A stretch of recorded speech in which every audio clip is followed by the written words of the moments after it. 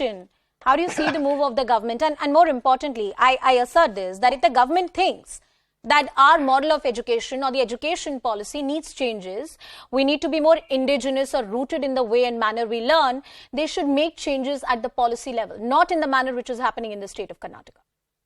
Anusha, I fully respect Mr. Shah's Ratan defense Sharda. of the role of RSS and the activities that it is doing. Truly, it is Indira Gandhi and Pranab Mukherjee and many others, recently Mohan Bhagwat, all of them have, come together to bring an inclusive growth of society. But as far as the education policy is concerned, I think in 1988 or so, the Government of India, Ministry of Home Affairs has issued a circular saying that no religious activities should be undertaken in the government school premises or state-run institutions, etc. Now, in this present case, it is a government-run institution, and there is a kind of Laxman Rekha which the government should not cross, because earlier Congress government's appeasement policy and the present BJP government's policy of entering into the premises of the schools or through textbooks and other ideas, all that, it is a kind of part of the competitive politics or the vote bank politics, etc. So let us be very clear about it. Let us not have any apprehensions about it. So that means to say, recently, the idea of new India, in India, including the kind of fresh ideas, insights, progressive thinking or scientific temper, and all these things have to be on the forefront, right? And also the Constitution of India, the preamble of India.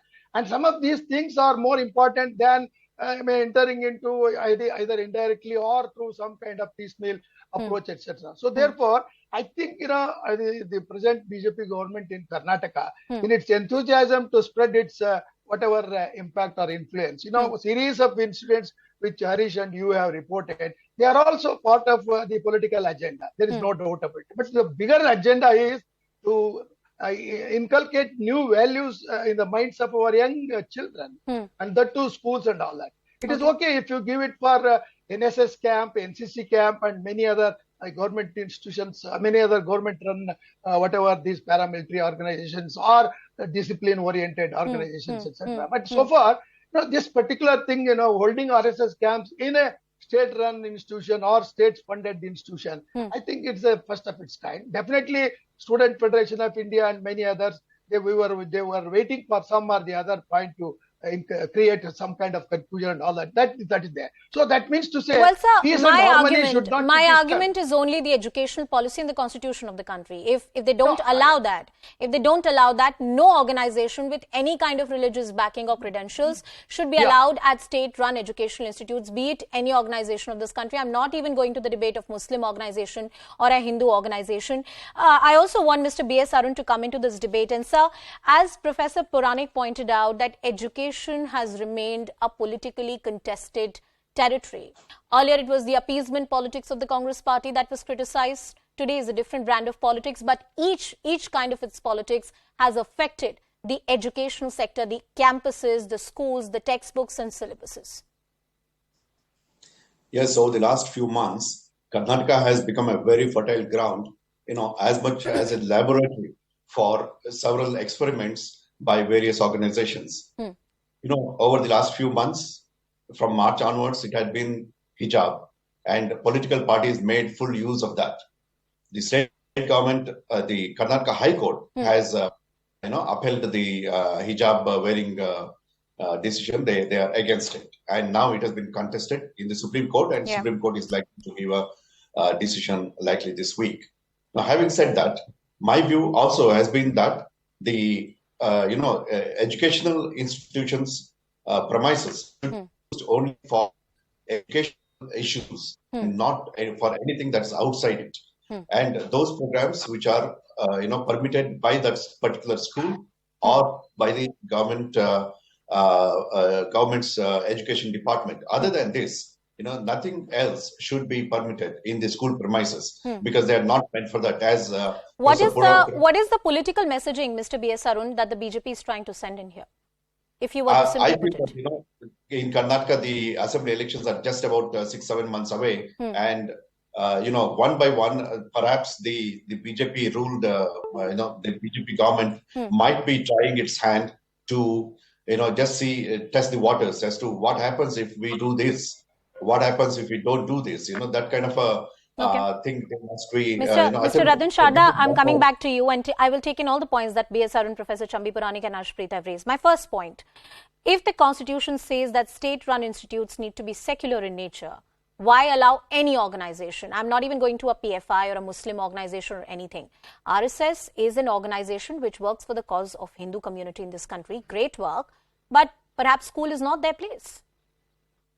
First of all, RSS is not a religious organization. It is a socio-cultural organization. Yes. And it works for Hindus as a geographical cultural entity, not for Hindu as religions, as you understand. Right. It never has no program of religious programs in its training camps. That is personal. Please go ahead, and I would ask all the good professors and writers to go visit the camp where it is happening. And you think before the Karnataka government gave this particular school, RSS never had a training program? RSS is having training program, as I told you, for last 97 years. Sir, or ye training programs, we see in the parks, we see in different areas, RSS shakas and training programs are very common. You're right about that. The argument is it should not happen in state-run educational institutes. Let me complete. Please go ahead, Is RSS working during the school hours? Is it a program for the school student because it's holding the program there? It is the building, it is the ground that it is using. It is not using your students, your principals or teachers. Please understand. Any building which is available for hire or for use to any social organization should be available to RSS also. Why you should say that no, the building should not be used? Every state, wherever you get school building, college buildings are used for various social cultural organizations for use of its property, for better use of assets. What is wrong in that? And is it an illegal activity? No. Tomorrow give to any legal entity, there is no problem. Why you should not? Why you should not use the assets for better purposes? Because you open a Pandora's box. Today it's one organization. Tomorrow there would be other organization which is a socio-cultural organization, and they would say we are not doing any religious work. Allow us within the school campuses and buildings. It's the state property. Unless doing illegal activity, do allow them. Unless PFI says that I'm going to train people to kill, to say that you are supremacist, no other religion or no other follower has a right to exist, you must support caliphate, etc. It's fine. Why not? Well, sir, then let me put it to you, and I'm sure you will not like this argument, that a similar argument was put during the hijab debate, that if I'm wearing a school uniform and I'm putting a scarf over it, what is your problem? Sir, the problem is religious expression, na? The problem is religious expression. My dear friend, is RSS forcing his uniform on others? Where does hijab come in? What kind of illogical debate for the first time hearing? You are comparing a hijab in uniform controversy to RSS. Training camp. Is RSS forcing his uniform on others? Can I justify is it saying you will not wear your uniform when you go to schools? No. It's very, very superficial debate you are doing. I don't think, no sir, I don't think it's superficial, because I understand the meaning of secular in Indian constitution. That we will have all kinds of religious practices, that we are a country accommodative of our... Please understand. But sir, it is a part of our constitution now. We'll have to accept it. Into Constitution 1976. And then it was affirmed by the Supreme Court of India that secularism is a basic tenet of Indian constitution. Secularism does not mean non-religious. I am not saying it does mean that. Secularism which says you are non-religious. In India, secular means respect for all religions. Okay, sir, respond to my second point, sir. Sir, second point. Is this India legal? India cannot live without religion. That is the truth. I agree.